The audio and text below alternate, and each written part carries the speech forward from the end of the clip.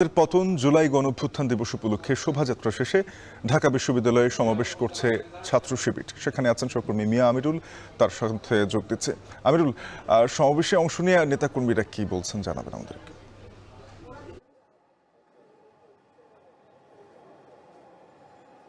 শাপিন, আমি কিন্তু সমাবেশের শুরু থেকে ছিলাম। নেতাকর্মীদের কণ্ঠে যেমনটি উঠে এসেছে মূলত যে জুলাই গণঅভ্যুত্থানের এক মাস পেরিয়ে যাওয়ার পরও যাদের যে ভাবনাগুলো ছিল, যে জনমানুষের যে ভাবনাগুলো ছিল, মানুষের যে আকাঙ্ক্ষা বিষয়গুলো ছিল, সেগুলো কিন্তু পূরণ হয়নি। তারা কিন্তু সমাবেশ পরবর্তী বক্তব্যে সেটি জানিয়েছিলেন। এবং পরবর্তীতে বর্তমানে আমরা রয়েছি টিএসসির প্রাঙ্গণে। এখানটায় আপনি যেমনটি লক্ষ্য করছেন যে জুলাই গণঅভ্যুত্থানের যে নেতৃত্ব কিংবা যে বিষয়গুলো, কর্তৃত্বের জায়গার বিষয়গুলো, যে নির্দেশনাগুলো এসেছিল মূলত গণভবন থেকে, সেই গণভবনের প্রতীকী একটি গণভবন এখানটায় প্রদর্শিত করা হয়েছে। এর পাশেই মূলত আরেকটি প্রদর্শনী আমরা দেখতে পাচ্ছি যে ৩৬ জুলাই এক্সপ্রেস, মূলত যেখানটায় যে জুলাই আন্দোলনে যারা শহীদ হয়েছে, সেই সাথে আহত হয়েছে, তাদের কিন্তু বিভিন্ন ধরনের যে কর্মযোগ্য কিংবা তাদের যে অবদান, সেটি কিন্তু তুলে ধরা হয়েছে। আমরা আপনাকে যদি আরেকটু বিষয় দেখানোর চেষ্টা করি, আপনি হয়তো লক্ষ্য করছেন এখানটায় কিন্তু বিভিন্ন বয়সী মানুষ, বিভিন্ন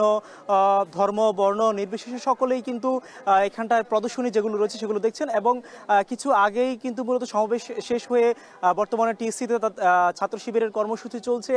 এখন আপনি যেমনটি লক্ষ্য করছেন যে প্রদর্শনীর কার্যক্রম, এবং ভেতরেই মূলত চলছে কিন্তু আলোচনা সভা, যেটি কিনা কিছুক্ষণ পরে শুরু হবে।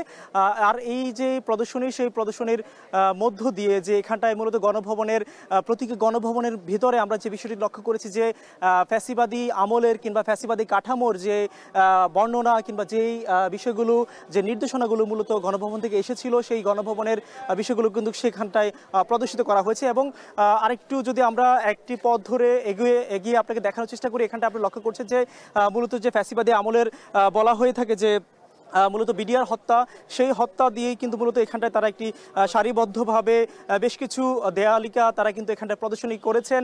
সেই সাথে বিগত সময়ের যে নির্বাচনগুলো বিতর্কিত বলা হয়েছিল, সেই নির্বাচনের বিষয়গুলো কিন্তু এখানটায় বিভিন্নভাবে প্রদর্শিত করা হচ্ছে। এবং এখানটায় যে বিষয়টি দেখানো হচ্ছে যে মূলত যে ফ্যাসিবাদী আমলে যে শেখ হাসিনা সরকার বিগত 16টি বছর যে মানুষের মাঝে কিংবা মানুষকে বিভিন্নভাবে যে দমন নিপীড়ন করেছে, সেই বিষয়গুলো কিন্তু এখানটায় তুলে ধরা হয়েছে। এবং এর মধ্য দিয়ে আমরা যে বিষয়টি দেখতে পাচ্ছি, বা ছাত্র শিবিরের নেতৃবৃন্দ যে বিষয়টি বলছেন যে মূলত যে এর মধ্য দিয়ে মানুষকে সচেতন করা হচ্ছে। এবং এক বছর পেরিয়ে গেলেও, তথা গণঅভ্যুত্থান এক বছর পেরিয়ে যাওয়ার পরও যে ফ্যাসিবাদী কাঠামো কিংবা প্রশাসনে ফ্যাসিবাদী লোক রয়ে গেছে, সেই বিষয়ে কিন্তু তারা প্রতিবাদ জানাচ্ছেন। এবং আপনি দেখতে পাচ্ছেন যে এখানটা বিভিন্ন বয়সী মানুষ তারা কিন্তু প্রদর্শনীগুলো দেখছেন। শাপিন, এই ছিল আমার কাছে টিএসসি প্রাঙ্গণ থেকে ছাত্র শিবিরের প্রদর্শনী সবশেষ।